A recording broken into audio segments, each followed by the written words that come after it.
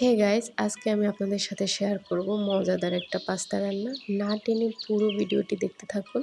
আসসালামু আলাইকুম everyone, this is me Mahadiya. Here is another new video from it's মাহাদিয়া।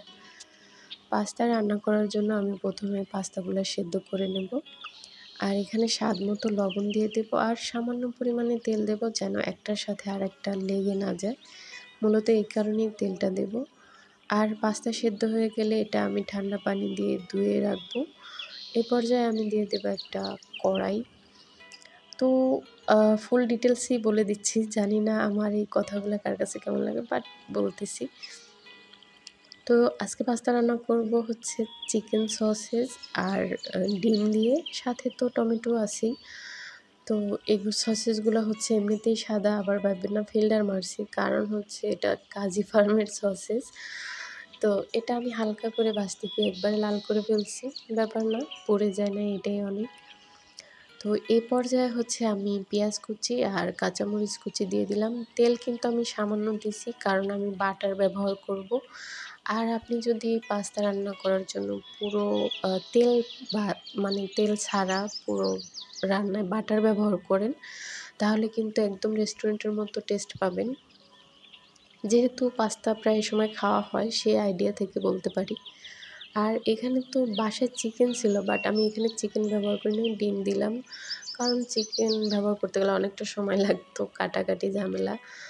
তো এখানে আমি হচ্ছে ডিম, টমেটো এগুলা দিয়ে দিলাম। আর কি দিচ্ছি, কীভাবে দিচ্ছি দেখতেই পাচ্ছেন। সয়া সস দিয়ে দিলাম। এই সয়া সসের মধ্যে যথেষ্ট পরিমাণ লবণ আছে, এক্সট্রা কোনো লবণ আর ব্যবহার করলাম না। আর সাথে পাস্তার ভিতরে যে মশলাটা ছিল ওটাও দিয়ে দিলাম। আর দেওয়ার পরে এটা আমি কিছুক্ষণ ভাজবো। এটা প্রায় হয়ে গেছে ভাজা হয়ে গেলে আমি হচ্ছে এটার মধ্যে যে সসেসগুলা ভাইজা রাখলাম ওইটা দিয়ে দেব। তবে এটার মধ্যে চিকেন বা হচ্ছে আরও অন্যান্য সবজি, চিংড়ি মাছ বা যে কোনো কিছু দেওয়া যেত, দিলে আরও ভালো লাগতো। তো আমার বাসায় যা যা ছিল উপকরণ তাই দিয়ে আমি ট্রাই করলাম। তবে এটাও কিন্তু অনেক মজা হয়েছে। আর মজা হয়েছে বলেই কিন্তু ভিডিওটা আপনাদের সাথে শেয়ার করতেছি। আপনারাও কিন্তু এভাবে বাসায় ট্রাই করবেন। সত্যি বলতেছি, রান্না করবেন আর খাওয়ার সময় বলবেন যে আমার কথা মনে পড়বেন, বলবেন যে ঠিক তো, বেশ মজার ছিল।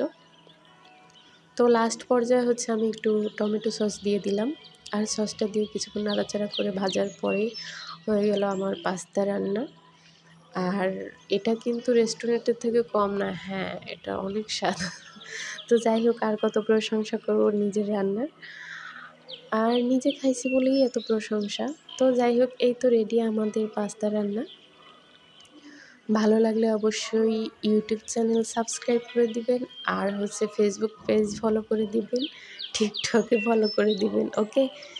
আর যারা এখনও ভিডিও দেখেন ফলো দেন নাই, দ্রুত ফলো দিয়ে পাশে থাকেন। আর অবশ্যই আমি আমারে যারা ফলো দেয় আমি তাদেরকে সাপোর্ট করার চেষ্টা করি।